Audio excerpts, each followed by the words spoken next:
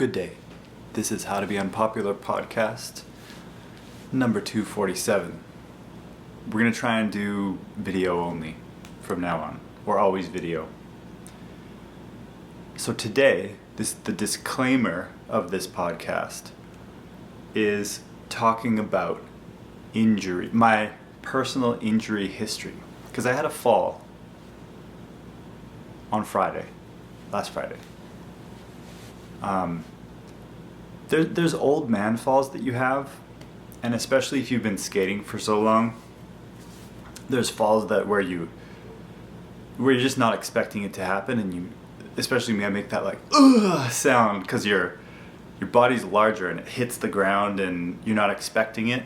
And the thing is, we don't skate super dangerously, and we've been doing it for so long that it's a relatively safe activity. But as you get older too, even those little falls, things can happen, weird injuries and stuff. So I'm going to talk about just my list of injuries, even though I was never really a super risky skater.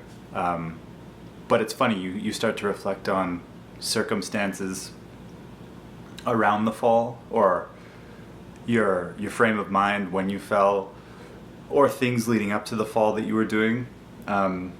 So I'm interested in just breaking all that down. But if you don't like injury stories, because I know on podcasts sometimes if people tell injury stories, I fast forward it, or depending on my mood, I don't listen to it because there's some kind of a weird loophole in the brain where you don't want to think about it. But it happens. Yeah, the fall on Friday was just something that you don't expect to happen, and then it does, and then you try and think about what were things I could have done.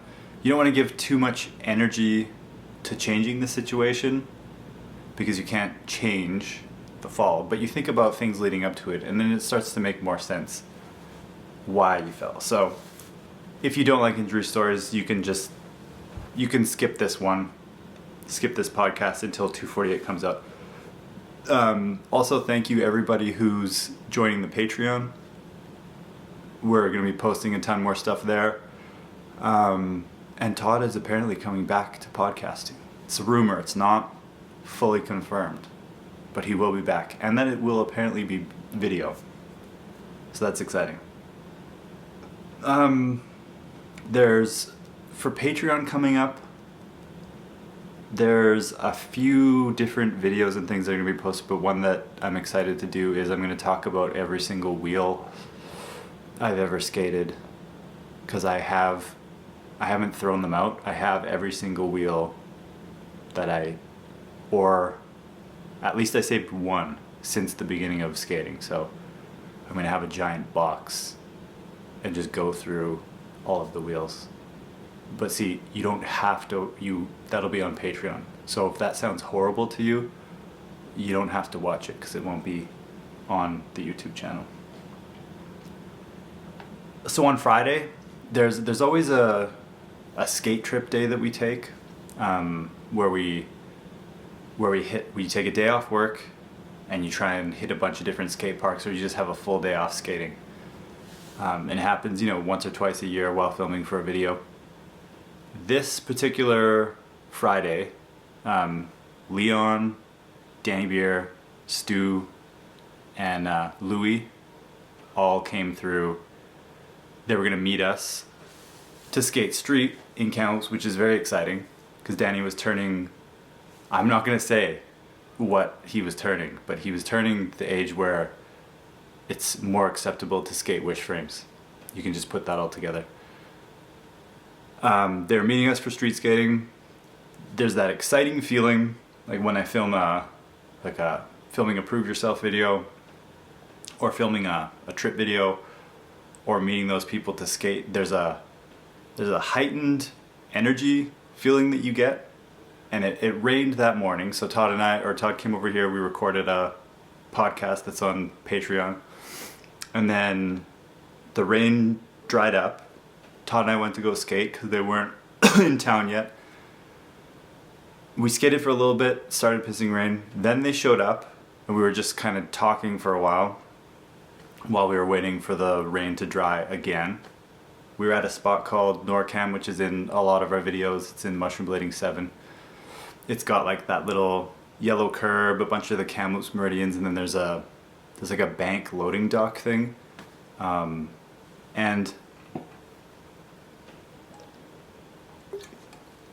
where this gets important for me is that traditionally, when I skate by myself, it's a very slow ramp up. It's very relaxing. It's quiet. I'm not talking to anybody. I put my skates on. I kind of skate around.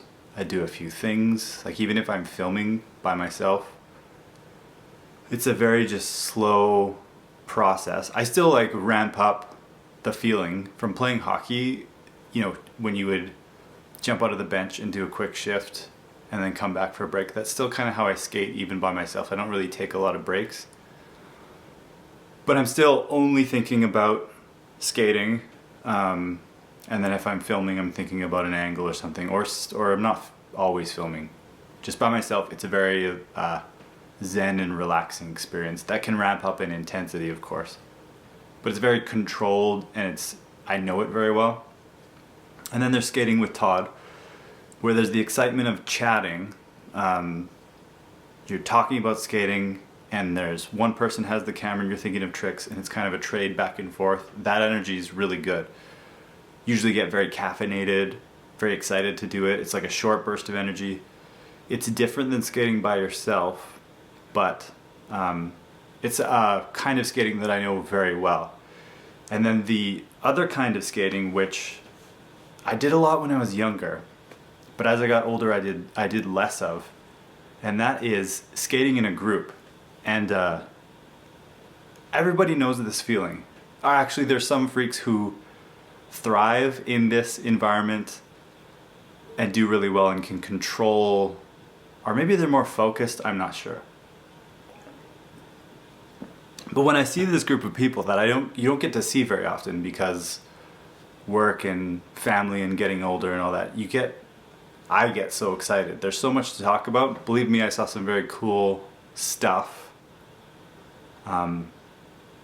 You see stuff that you haven't seen skate-wise, and people that you're super excited to see. So you get excited to chat, and you're not thinking as much about what you're doing skating. So this fall, the last time I saw these guys, I took a dumb fall that probably could have been avoided because of this reason. So I'll chat for a little bit and skate, and I'm just excited about all of it. The days off work, skating with amazing people, not just amazing people, but people that are incredibly inspiring with their tricks and their ideas, and especially at this time in history, rollerblading is just quite exciting. So during Gary Vibes, when I hit my face, I remember asking Stu, like just before going to do that trick, I remember asking Stu something about how the size of his them skates were feeling, and then I just fully trying to ride upstairs, tripped, and my skate went over my head and hit my face. Thankfully wearing my helmet. That fall was just like getting a hard hit in hockey, like getting your bell rung. It wasn't that bad. It sucked, and I haven't had a headache. I felt weird for the rest of that day, but it wasn't really bad. Could have been way worse if I didn't have my helmet, but it was that same energy where I want to talk for a little bit, I'm going to skate, and it's like a jittery energy that people would know, people that don't like skating in competitions or skating in crowds. There's a feeling where if you're not controlling your breathing, or it's just a heightened sensory input, I guess, is a good way to put it. Kind of Stu texted me later, and he said something about sensory input. There's just more people. It's just more exciting. That's for comps and that's for skating in groups. So, anyways, I don't know how long we were skating for at NorCam. I'm back to NorCam now. this is separate from the Gary Vibes fall. But I just wanted to frame it that this fall happened with exactly the same group of people, although Eric Burrow wasn't here this time. So, and traditionally in the past, for comps and skating in groups, I was more of a filmer than a skater. So I would kind of experience the thing more as a filmer, and then I would put my skates on later or for a little bit, and the skating part was less important and less intense to me. But now I love skating so much, I have such a different connection to it, and so many ideas and tricks that I want to do. Plus you're only here for so long, and as you get into 40, you want to try and, especially for aggressive skating, you want to try and get more stuff before you get older and become the guy who just skates wizards or cruises around, which is inevitable. That aggressive skating hurts more. So yeah, all this, the excitement of people, the excitement of filming, the excitement of seeing friends, having the day off, just all of it. We were skating for, I don't even know how long once it dried up. And I had done some grinds. Everything was feeling good too, because there's something about that jittery energy that can produce great tricks or ideas or energy. But it kind of sucks at first. It's not as loose as I would like. When I'm skating by myself, it's a very loose energy. My body doesn't feel as tense. And then skating and filming with Todd, it's a perfect kind of in-between point between the jittery energy and kind of the relaxed zen solo energy. So I'd done some tricks, and I remember taking a big wind-up, skating towards the loading dock, which had that little bank that I've gapped out of before, or I've done a slide out of it. And then I went to go drop in fakie while doing a crossover, I think. You'll have to ask them what it looked like. But from what I remember, I was dropping into this street bank, fakie, but you know when you do a crossover and then you're pushing to forwards? I think it was that. And since it had just rained, there was mud, but I don't know if this was it for sure. There was mud at the bottom of the bank, so while my weight was shifting to forwards while doing a one-footed crossover at the bottom of the bank, I was going 1 foot down the bank. I'm pretty sure it just caught. I either tripped like on the cross or the mud completely stopped me. Because you have those falls where you fall back, but it's fine, like you hit your tailbone. I have them quite often, but the speed that I was going for this one and the carelessness going into the bank, Leon later on that day said it was a lack of respect for the bank, which is so true. We were trying to think of the word, and I think there was a carelessness that I had dropping into the bank, which I don't think I would have had skating with Todd or just by myself, but with the group I was more amped up, and I flew back and I had no chance. What's crazy is I have my hands and my elbows have nothing, so in terms of how hard I flew back, that I didn't even have time to try and grab myself with my hands, or I didn't hit with my elbows, that I flew back hard and quickly, that I don't think I had any chance at all. And I remember having just this crazy feeling of like 2 or 3 seconds of just being disoriented, and I heard everybody react to the fall, and I knew it was bad. And then that part gets a little weird. I wasn't fully knocked out, like I was still conscious, but I remember I took off my helmet and was just so shocked and excited that I had my helmet on. And I remember making a joke, it's always with you guys. Like I was excited about the helmet that I had it on, and then I made the joke, it's always with you guys. And then I tried to roll around for a little bit, and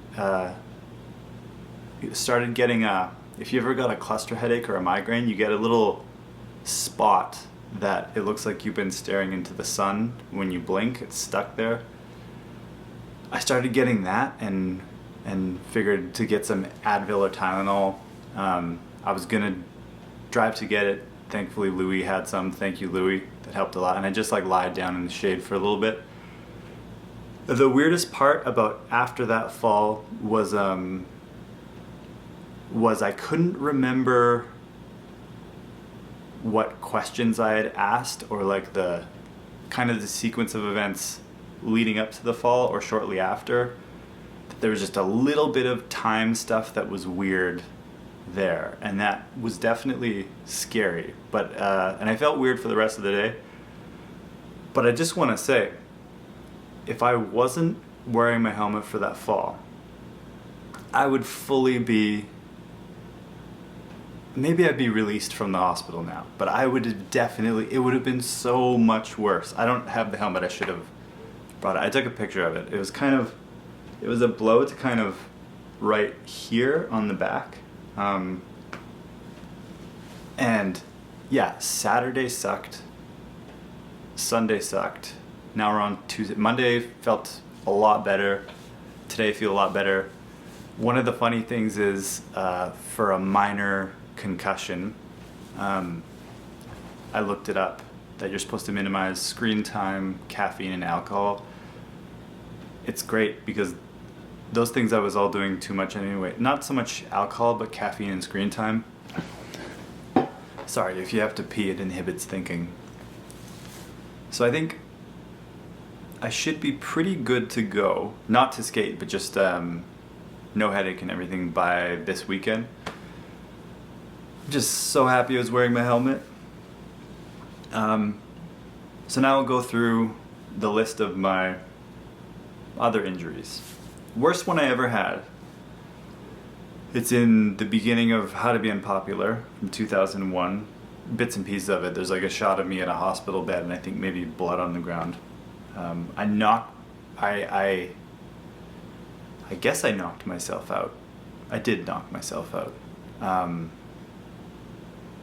I don't know the fall. I don't know what happened, but at Riverside there's a rail that I would always top acid by a ledge. And I remember going up to it, looking over this way, and then out of nowhere, just blood was, I think it was on the stairs, and blood was just dripping into my hands, and Mason and Todd were trying to, I think they were taking my skates off for me, and I remember going to the hospital and getting checked out, going to the dentist to get my teeth checked out. That would have been in my, early 20s? Would have been, maybe I was 19 there. The hospital, I think I was fine. It was just a concussion, especially because it was kind of a front face hit, and like a classic young person dumbass. I wasn't supposed to drink that night, and I think I drank a 2-liter of cooler. I don't know. There was a good party to go to. And the funny part about that one is, I think the front ones aren't as bad as the back ones, which I had a slight back one, which I'll talk about later. But the one this Friday was definitely the worst back one that I've had. I can't imagine the people who hit their heads like with their neck going back without a helmet, what that must do. People who play football, hockey, I think I understand. There's bad ones, but football must just be brutal. Or I guess fighting is bad, but I think ones that happen here and kind of the front of the face, not nearly as bad. Or I guess car accidents, rear-ending, things like that, where you get really rocked hard. This one must be worse than this one, because I don't remember any huge I remember feeling like shit for a week with that one, but no huge changes from what I know. I guess I didn't journal or keep track of how I felt back then, but That one, thankfully, the best part about that one is how the brain is designed for you to block out what happened during the fall. I guess that fall was so bad that you black out, you don't remember. My other head hits with a helmet. There's no blackout or anything, that's a good thing. I think that it's just more feeling woozy for a second or two. But that one's probably my worst injury, is that one. And I haven't touched that rail since, or I don't even know if I've jumped that set of stairs since then. Then there's bruised heels, which I've had skating remedies, jumping off roofs and gaps, that there was zero shock absorption in those skates. So I remember being out for a week or 2 weeks with bruised heels. Then there's random scrapes and things that have baked in the sun over time, that I have them here and on my shoulders and my wrist, my knees, where you've had a scar that's healed and it's a darker part of your skin. This is a classic one that happens once or twice a year. The scar tissue has healed up so hard that if you hit it going fast enough, that this quarter or nickel dime sized piece of skin just rips off. That's a common one, but it's not really that bad. I hit my face at Skate Plaza in 2006-ish. That's in one of the Gang Store edits, doing a thread the needle over a hip, and landed in a cess slide accidentally, because I guess I didn't judge when you do a thread the needle, you should do it on an angle. I did it kind of straight, and just slid, fully hit my face against the ground. But it was just it was like the tip of my nose. So now I actually kind of like the way this looks. It's like the classic hockey player been hit with a check. It's like this little tiny piece of cartilage on my nose that is flat from like hitting it and then pulling my face back up just enough. I'll see if I can find the shot of that, but it was just like right here. And that same thing happened at behind Calvary Temple here, like a dumbass. I had my helmet on, tried to misty flip out of a ramp that was way too low. When I misty flip, I don't get air. I like throw my back and shoulders to the ground, and I hit just like scraped my face slightly. Could have been my nose or my face, I can't remember, but that wasn't a huge head hit or anything.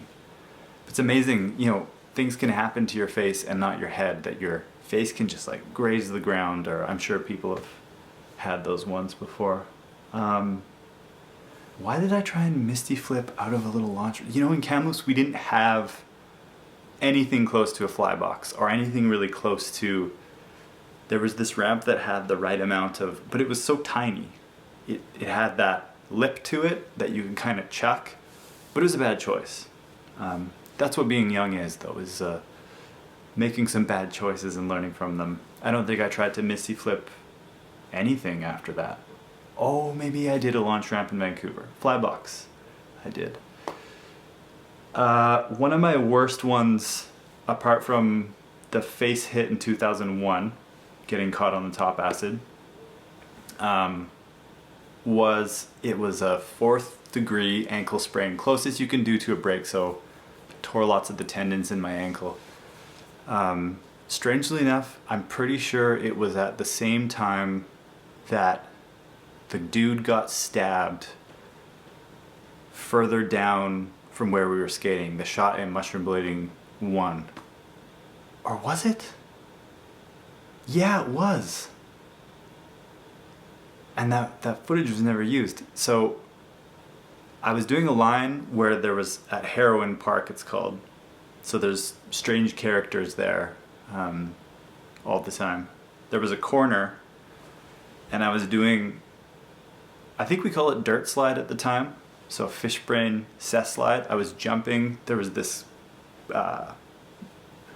curved ledge, but then it has a corner where it goes straight. There was a point that you can kind of jump and tap it or jump and cess it.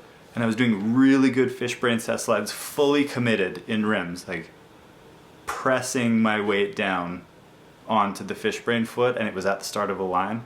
And I guess I was putting the weight in so much.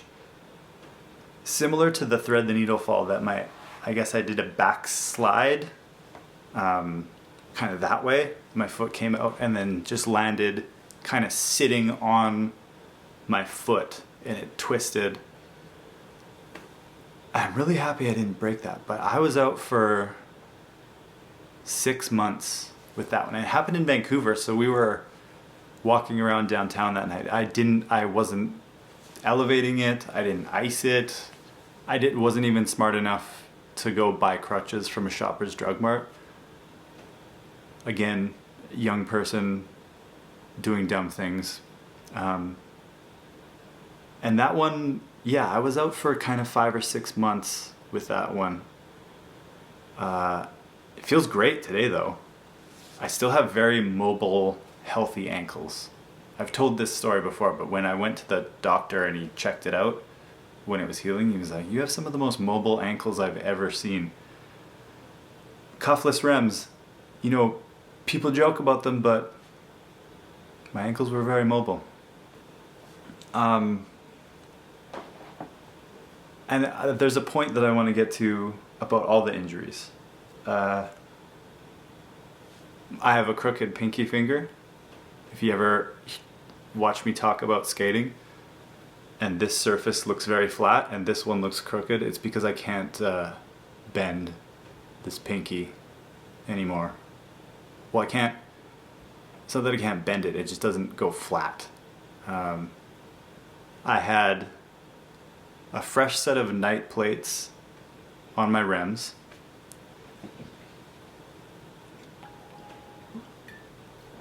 And I was with Matt Renahan at the Kamloops skate park.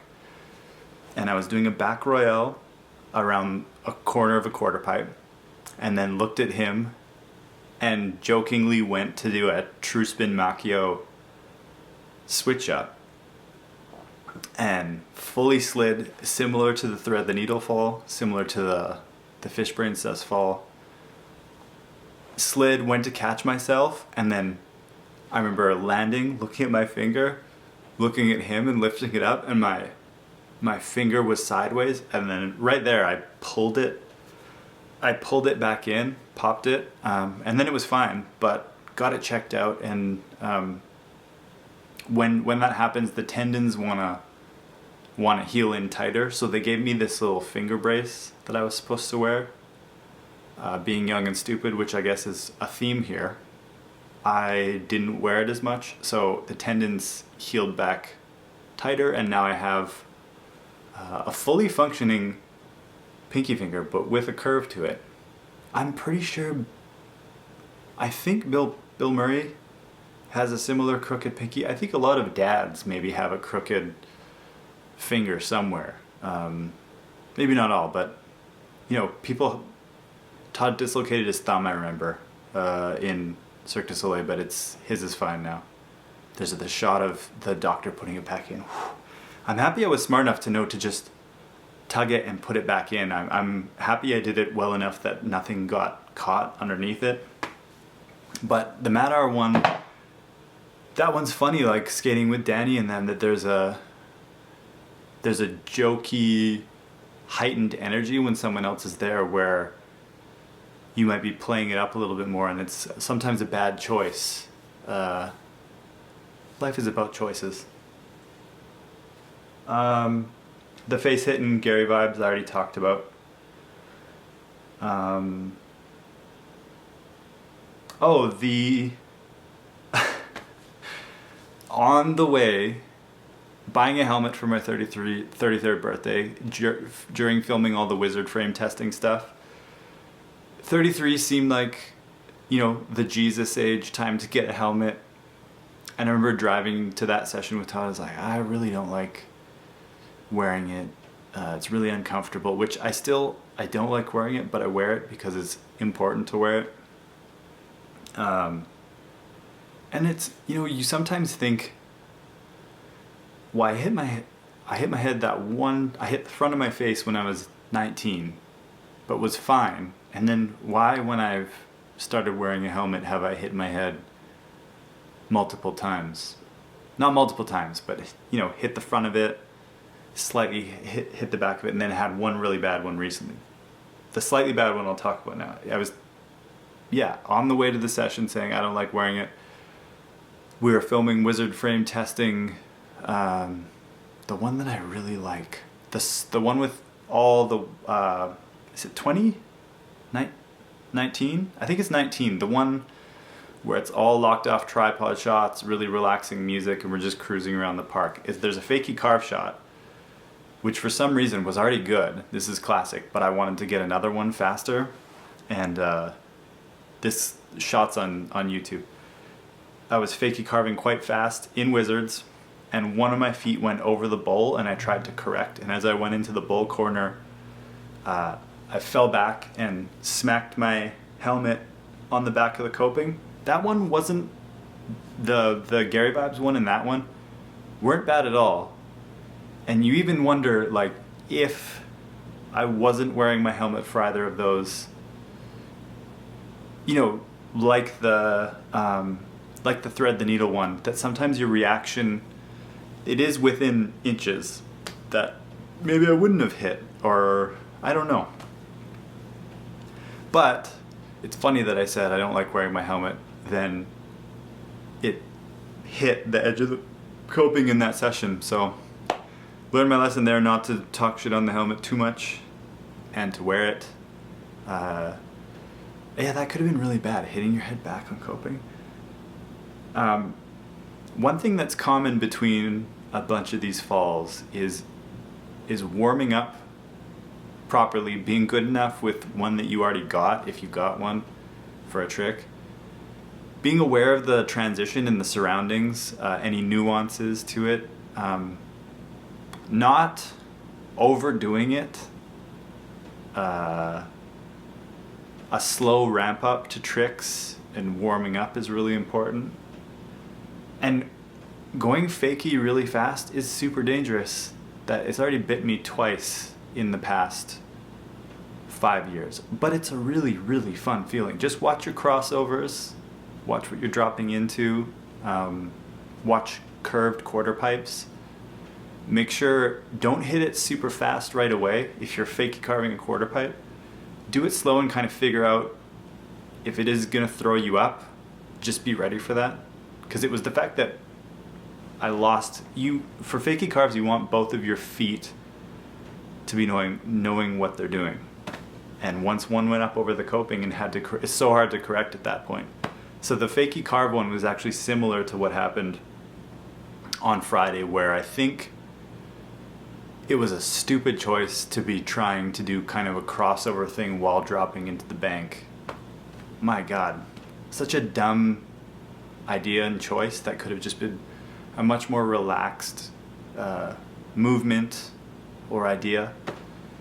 But the good news is, apart from this my head not being that bad, they all went on, filmed, had a great time.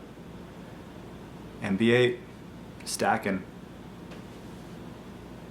I think I have a couple more here. Oh, recently, there's some old man ones now that are happening where without proper warm-up or going too hard or having too much caffeine, which caffeine's a dangerous one as well for your excitement levels. Having too much caffeine and skating with a bunch of people and being really excited can go very bad if you're not careful. But this one was funny. It was a recent filming session for MB8, and I wanted to get a Royale on this unwaxed curb from Skating Anti-Rocker. It was really fun when you're street skating that you could just kind of slide any curb, and I was trying to Royale at this bus stop, this unwaxed curb. It was really fun. But on striding up to the trick, I got a huge cramp strain in the quad muscle and was out for, I don't know, a week and a bit because I strained a quad muscle skating up to a trick.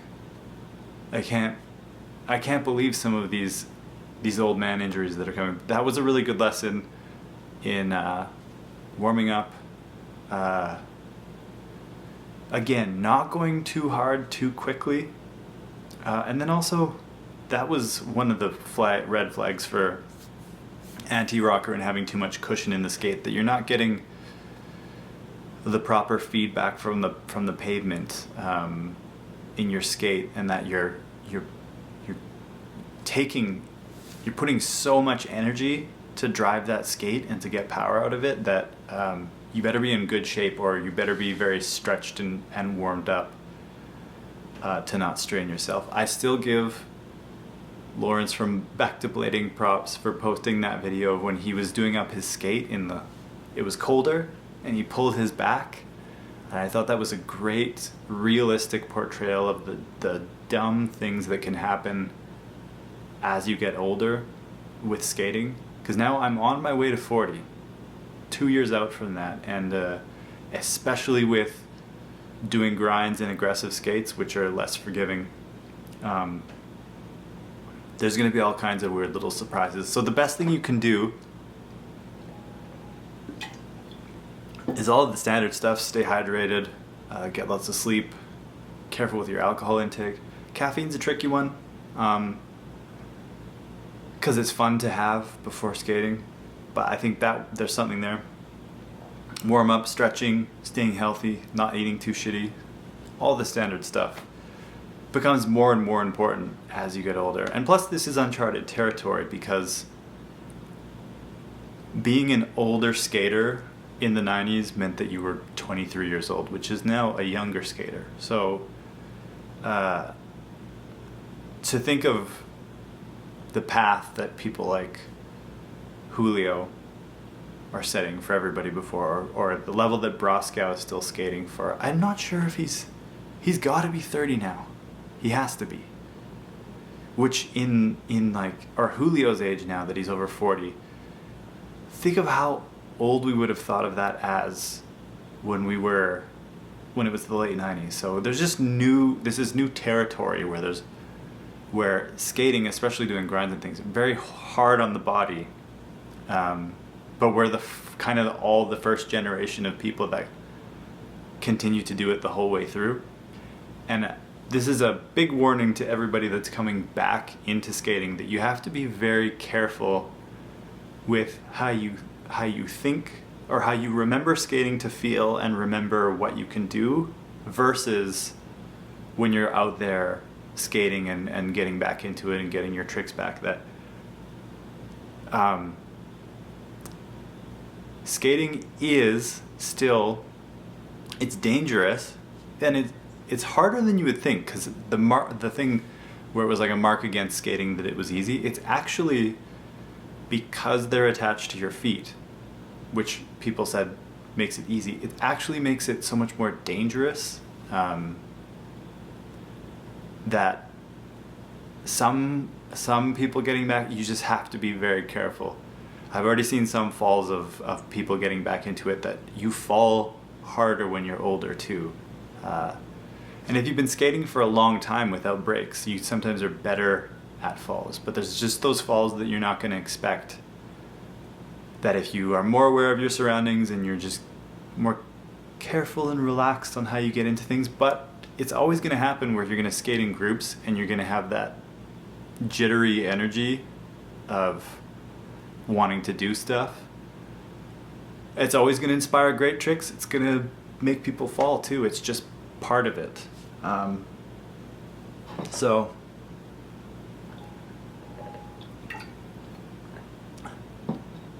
and I guess I'll end by saying,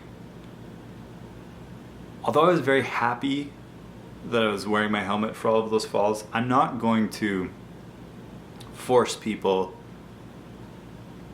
to wear their helmet, because I know personally how much more free it feels to skate without a helmet. I just still have a weird thing that I don't like wearing it, and it feels uncomfortable, but I just do it. And I don't think I'm going to force anybody to wear a helmet or say that they should. But if you have a kid in a family and a career and all that stuff, I would say definitely try and do it. And if you're not wearing one, just be more aware of your own when you're out skating or skating with groups. If you are feeling that jittery, excited, amped up energy, to just be careful how you warm up and what tricks that you do, because you might not be thinking as much. How I said at the start, when I'm by myself, I'm not chatting with anybody, and it's a very predictable process, and I can fall, but I'm already so warmed up when I fall that it's not that bad. And if you have, a friend or a couple of friends that you skate with, but when you're outside of that zone, if you're at like a comp or an event, to just be very careful if you're skating without a helmet, because you might get too amped up and some shit might happen. I think everybody has a story of when they got to a comp or they were on a road trip and they met a bunch of people that they probably took a horrible fall because they were so excited or they had so much energy. It just happens. But I just wanted to talk about all injuries and talk about the recent head hit, and that I was very, very excited and lucky that I was wearing the helmet. I wonder if, because I had the 888, just the standard brain saver, just the standard 888, and they have the newer ones. I wonder if I had the certified, I was wearing the sweat saver, and I wonder if I had the certified sweat saver, if it would have made the head hit worse. I probably would have been exactly the same. Who knows? But just happy I was wearing. I could have still been in the hospital. Or like the thing that was really scary. Last point here.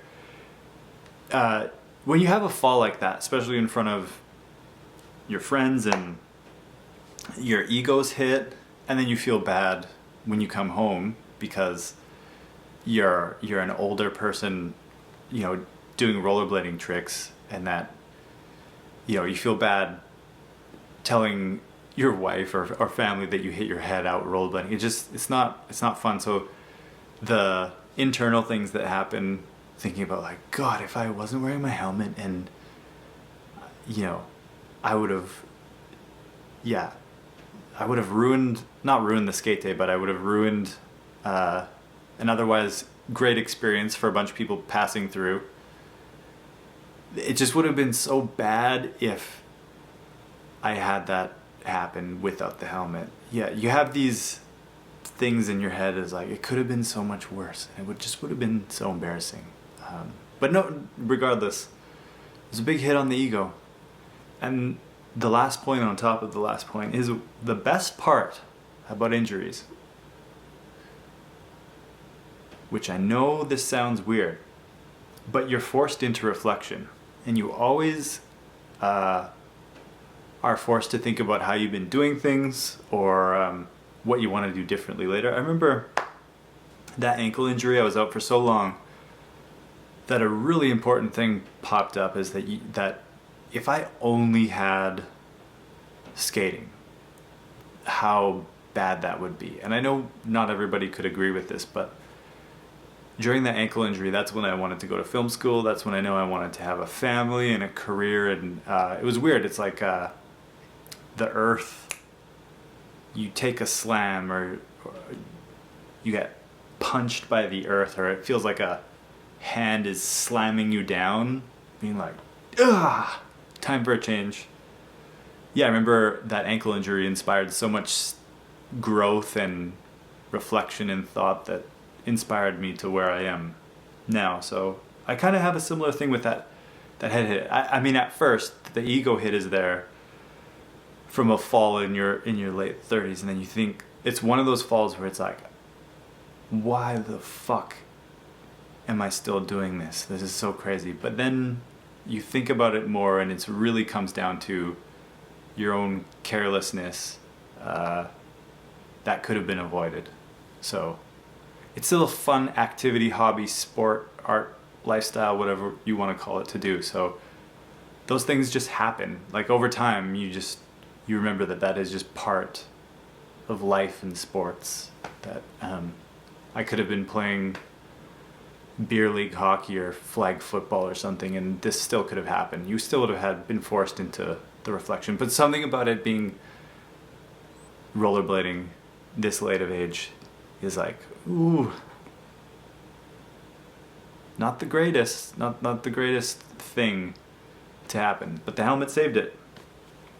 And that, out of these injuries, the reflection is good. Hopefully some of that made sense, hopefully it was helpful, and hopefully it wasn't too bad to listen to, because I know I don't like injury stories. Thank you for listening and watching, I guess. Keep skating or something. There's lots more to come. And consider joining the Patreon. If you enjoy things like this, there'll be lots of things like this over the next while. Thank you.